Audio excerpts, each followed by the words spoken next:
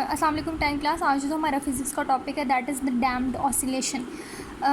Book हमारी क्या कह रही है? Vibratory motion of ideal systems in the absence of any friction resistance continuous indefinitely under the action of the restoring force.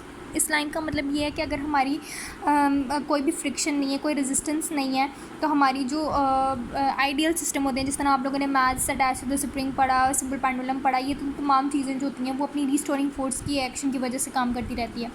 लेकिन कह रहे हैं प्रैक्टिकली जब हम इन सिस्टम को करते हैं the force of the friction retards the motion. जब हम प्रैक्टिकली इन तमाम चीज़ों को परफॉर्म कर रहे होते हैं तो कोई ना कोई चीज़ जिस तरह हमारी सरफेस स्मूथ नहीं रहती, या जो हमने पेंडुलम में जो हम लोगों ने स्ट्रिंग यूज़ किया है वो जो है उसका इलास्टिक लिमिट जो होती है उसकी ज़्यादा होती है, इलास्टिसिटी ज़्यादा होती है, तो इस तरह की कुछ फ्रिक्शंस हमारे पास आ जाती है। तो वो क्या करते हैं, this friction reduce the mechanical energy of the system as the time passes and the motion is said to be the damped. मतलब हमारी ऑसिलेशन में, वाइब्रेशन में अगर कोई रिस्ट्रिक्शन आ रही है, अगर कोई रुकावट आ रही है, तो हम लोग उसे कह रहे हैं कि ये डैम्पिंग हो रही है। This damping produce the amplitude of the vibration of the motion as shown.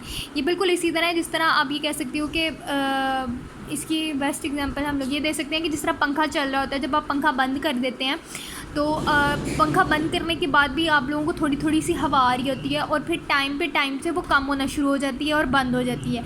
ये बिल्कुल इसी तरह है कि हमारे पास सबसे पहले उसकी वाइब्रेशन का जो एम्पलीट्यूड है वो टाइम टू टाइम देखो डिक्रीज़ होता जा रहा है। तो ऐसी जो ऑसिलेशन होती है जिसके अंदर कोई रिस्ट्रिक्शन आ रही होती है और उसका टाइम टू टाइम वो डिक्रीज़ होना शुरू हो जाती है, उसे हम कहते हैं कि ये डैम्पिंग हो रही है। Shock absorbers in the automobiles are the one practical application of the damp. जो ऑटोमोबाइल्स में, जो इस तरह का ऑटोमोबाइल्स में होता है, ये शॉक एब्जॉर्बर होता है attach to the car frame, piston, liquid attach to the car axle. ये हमारे पास इसमें यूजुअली ये इस शॉक एब्जॉर्बर में पिस्टन होते हैं through moving liquid such as oil. The upper part of the shock absorber is firmly attached to the body of the car. When the car travels over a bump on the road, the car may vibrate violently. The shock absorber dams these vibrations and convert their energies into the heat energy of the fuel.